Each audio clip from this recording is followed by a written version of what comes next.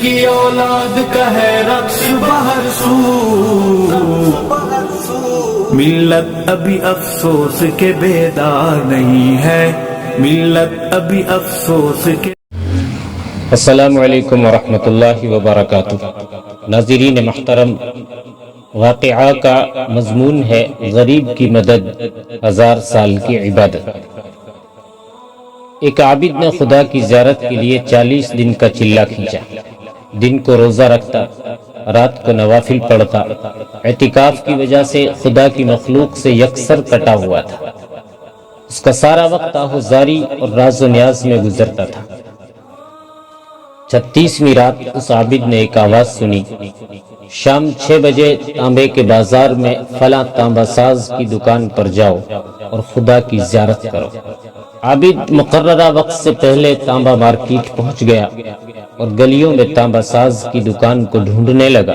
وہ کہتا ہے، میں نے ایک بوڑھی عورت کو دیکھا جو تانبے کی دیگچی پکڑے ہوئے تھی اور اسے ہر تانبا ساز کو دکھا رہی تھی، اسے وہ بیچنا چاہتی تھی۔ وہ جس دکاندار کو اپنی دیگچی دکھاتی وہ اسے تول کر کہتا کہ 4 روپے ملیں گے۔ وہ بڑھیا کہتی 6 روپے میں بیچوں گی۔ کوئی تانبا ساز اسے 4 روپے سے زیادہ دینے کو تیار نہ تھا۔ آخر کار وہ بڑھیا ایک تانبا ساز کے پاس پہنچی جو اپنے کام میں مصروف تھا۔ بوڑھی عورت نے کہا، میں یہ برتن بیچنے کے لیے لائی ہوں اور میں اسے 6 روپے میں بیچوں گی، کیا آپ 6 روپے دیں گے؟ دکاندار نے پوچھا، صرف 6 روپے میں کیوں؟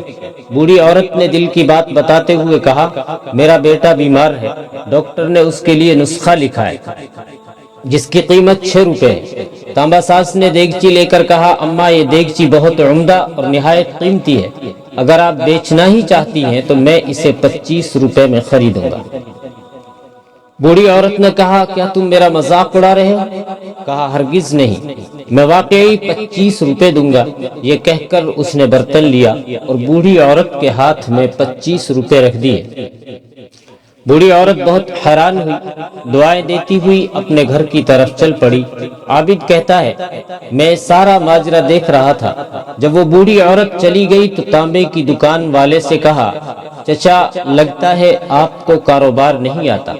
بازار میں کم و بیش سبھی تانبے والے اس دیگچی کو تولتے تھے اور 4 روپے سے زیادہ کسی نے اس کی قیمت نہیں لگائی اور آپ نے 25 روپے میں اسے خریدا۔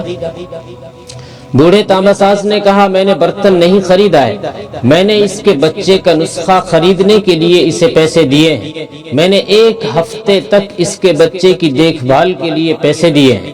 میں نے اسے اس لیے یہ قیمت دی کہ گھر کا باقی سامان بیچنے کی نوبت نہ آئے۔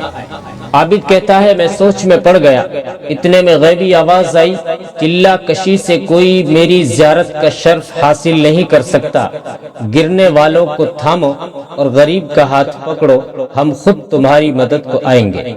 1000 سال کی عبادت سے زیادہ سکون انسانیت کے کام آنے سے ملتا ہے، تو آئیے عہد کریں ہم اس مبارک مہینے میں جسمانی عبادات کے علاوہ انسانیت کی خدمت کو اپنے قلبی سکون کے لیے ضروری اور اہم سمجھیں۔ السلام علیکم ورحمۃ اللہ۔